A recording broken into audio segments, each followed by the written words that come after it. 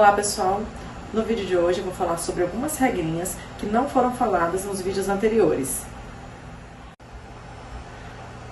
Falando um pouco sobre as saídas. Atletas com problemas de equilíbrio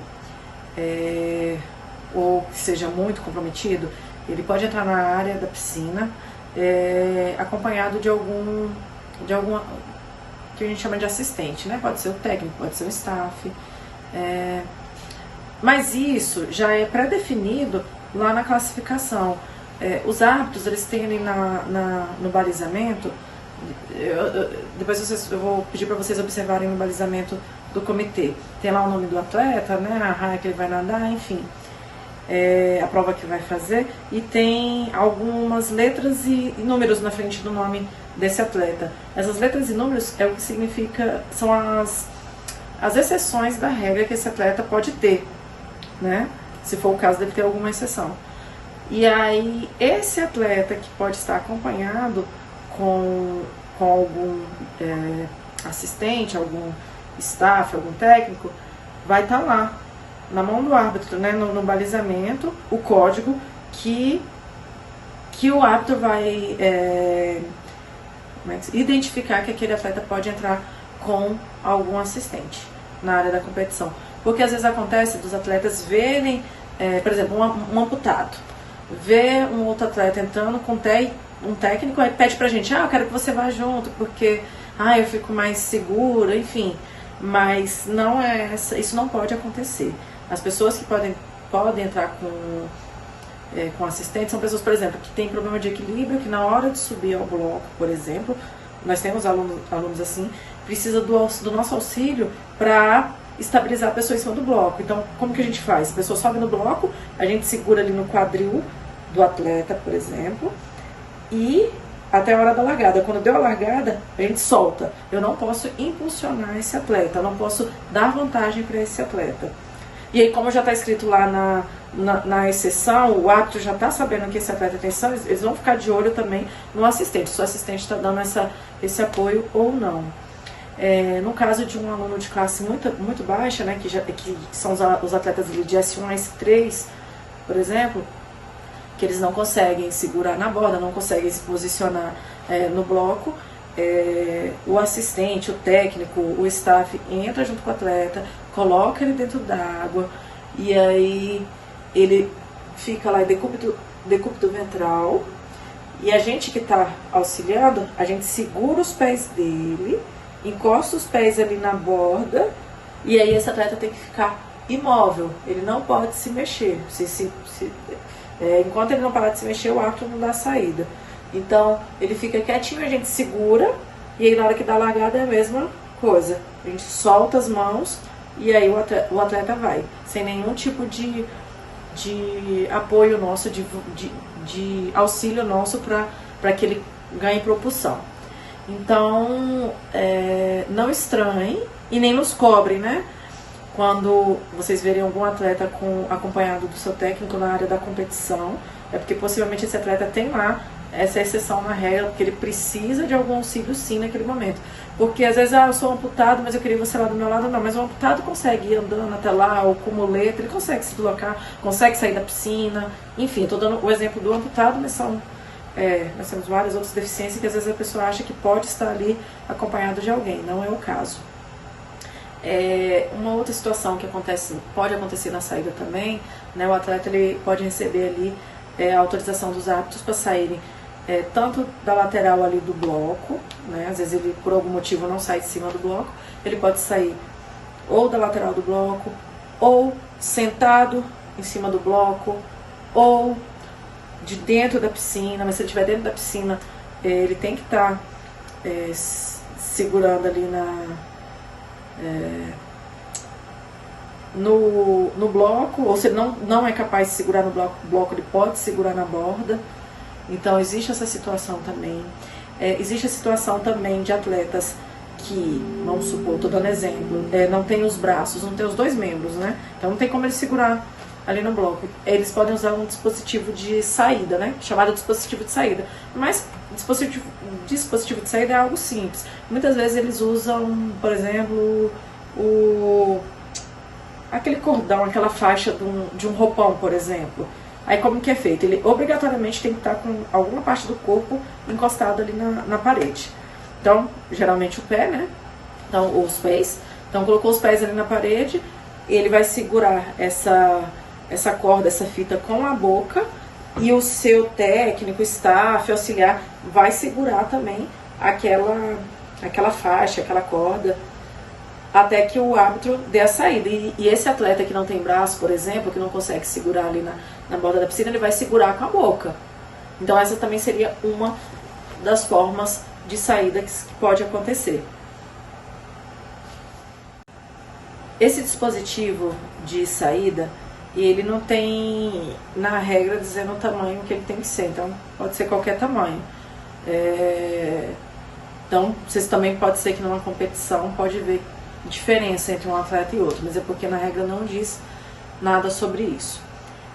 Um outro detalhe da regra, falando aí das chegadas e viradas, é do atleta, por exemplo, que não consegue elevar os membros acima da cabeça para fazer uma chegada, por exemplo, ou que de repente não tem os membros superiores. Esse atleta ele vai ter que chegar, encostar na parede com alguma parte acima da cintura. Normalmente encosta-se a cabeça, tanto na chegada quanto na hora de fazer as viradas. Vocês veem bastante gente falando com relação às chegadas, né? Chegadas e viradas.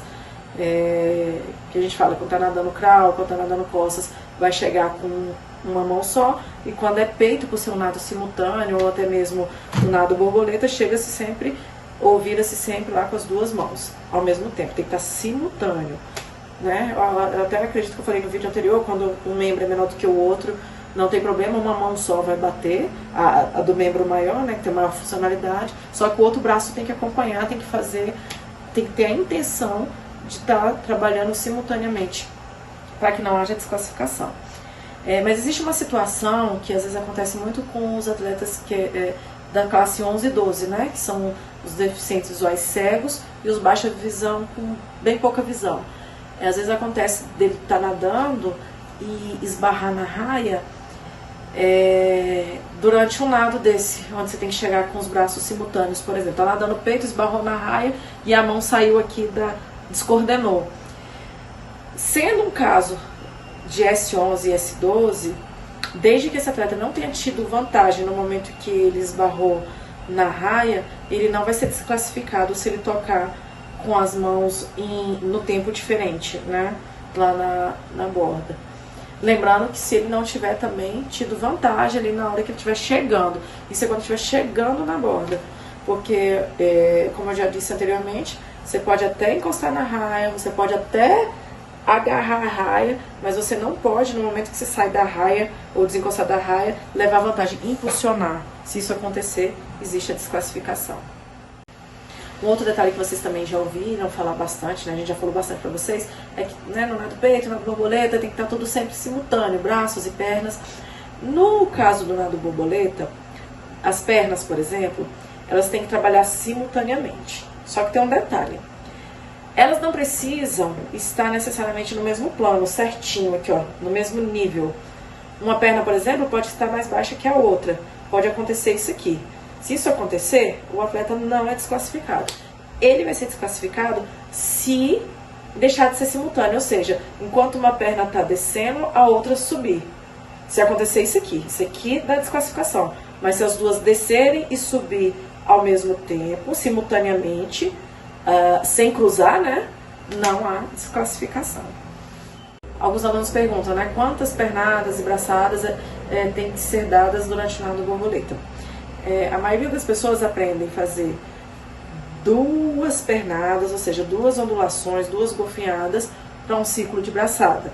Só que isso não está na regra, tá? Então, a maioria das pessoas aprendem a nadar assim, mas pode ser diferente, pode ser mais pernada para um ciclo de braçadas.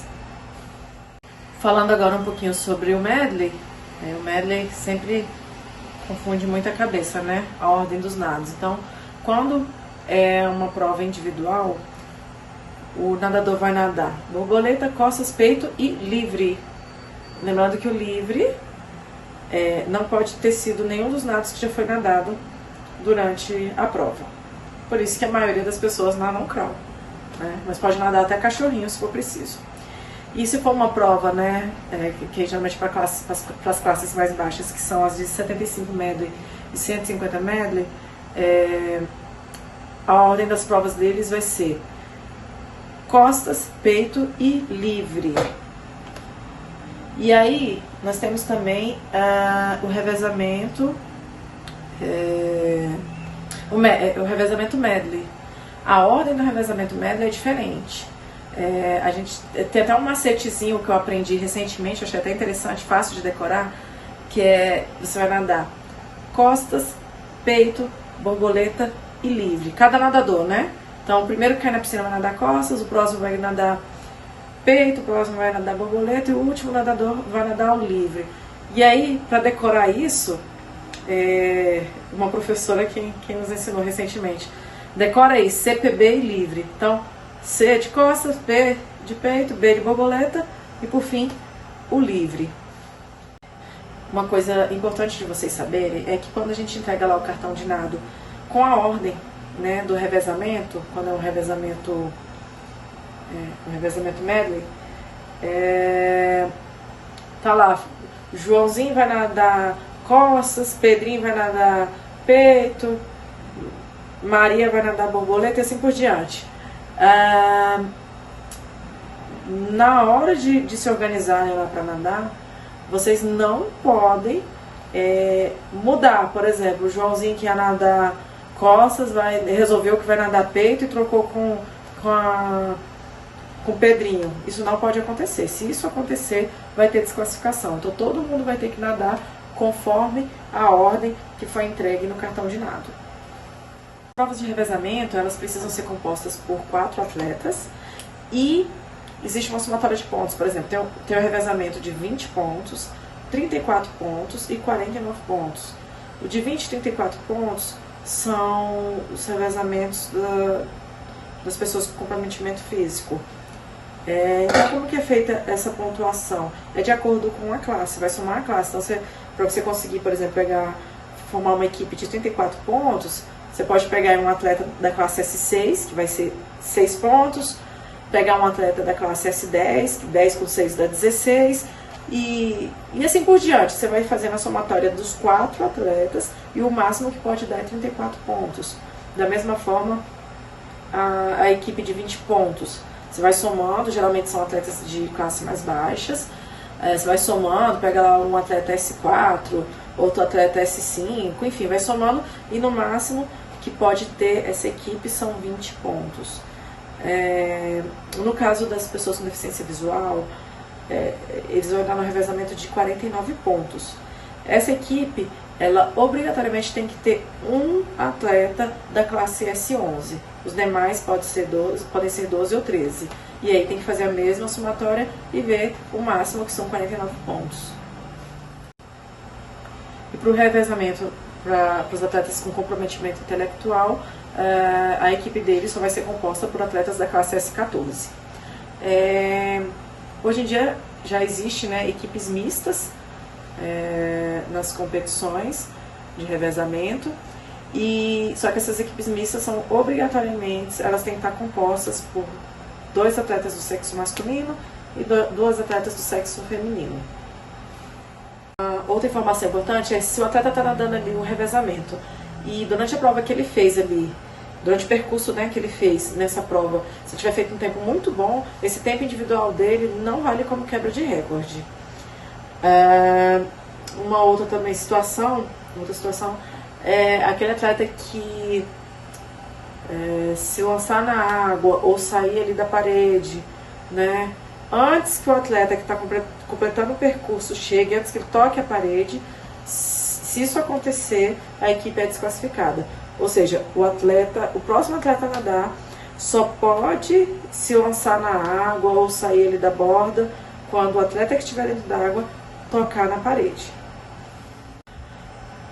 O atleta que vai sair, né, na prova de revezamento de dentro da água, porque pode sair de dentro da água também, ele só pode entrar na água quando o seu antecessor já tiver feito a saída. Então, digamos que eu vá nadar e vou sair de dentro da água. Eu tenho que esperar o meu antecessor dar a largada, começar o percurso dele, para eu entrar na água e me preparar. Se eu entrar na água antes do meu antecessor, a equipe vai ser desclassificada. Outra coisa que tem que se ter atenção durante a prova de revezamento é com relação às chegadas. Então, quando o atleta fizer a sua chegada, ele tem que sair imediatamente da água, tá? Sem atrapalhar os adversários, sem atrapalhar os membros da equipe. Os únicos atletas que podem permanecer dentro da água são os atletas da classe 1 até a classe 5. S1, S5, SB1, SB5, enfim. Esses atletas, quando eles chegam na borda, eles têm que, dar espaço, ficar ali no cantinho da raia, sem atrapalhar seus colegas que vão cair na água e sem também atrapalhar o vizinho de raia. Caso isso aconteça, se atrapalhar alguém, ele vai ser desclassificado. A equipe vai ser desclassificada. Uma outra situação que acontece em competição, não é raro acontecer, e até o cômico, né? Eu acho engraçado quando isso acontece. Quando o atleta faz uma virada, por exemplo, ele emerge lá na raia do vizinho. Vocês têm que iniciar e terminar a prova na mesma raia. Então, se acontecer de passar para a raia do vizinho, tenta voltar para sua raia o mais rápido possível, sem atrapalhar o adversário. Se você não atrapalhar o adversário e voltar para sua raia, você não é desclassificado, tá bom? No caso, de um atleta visual, se por acaso ele fizer uma virada e passar para a raia vizinha, por exemplo, só que essa raia vizinha está desocupada, ele pode terminar a prova nessa raia, ele não vai ser desclassificado. Ou ele emergiu lá na outra raia, essa raia tem gente nadando, aí o tapper dele pode chamar ele pelo nome e gritar e pedir para ele tentar voltar para a raia antes que atrapalhe o adversário. Ou, se por acaso isso não acontecer, se ele não atrapalhar o adversário e ele estiver nadando na mesma raia, vai valer a chegada dele, já que ele não atrapalhou o adversário. Mas isso para as pessoas com deficiência visual. Pessoal, então para essa semana é isso. Eu quis falar um pouquinho sobre as regras, já venho falando em vídeos anteriores, cada dia a gente fala um pouquinho para não ficar vídeos muito extensos. Se tiverem alguma dúvida, vocês podem me perguntar lá pelo WhatsApp que eu respondo, como sempre faço. Quem quiser as regras também posso enviar para vocês fazerem uma leitura. Vocês vão continuar aí essa semana com as atividades que já foram passadas para vocês, de mobilidade articular, de resistência muscular, os exercícios voltados aí para a região abdominal. Então vocês vão fazer tudo aí essa semana ainda, tá bom? E semana que vem eu entrei com uma nova série de mobilidade articular para vocês, tá bom? Tenham uma boa semana e qualquer coisinha é só fazer contato.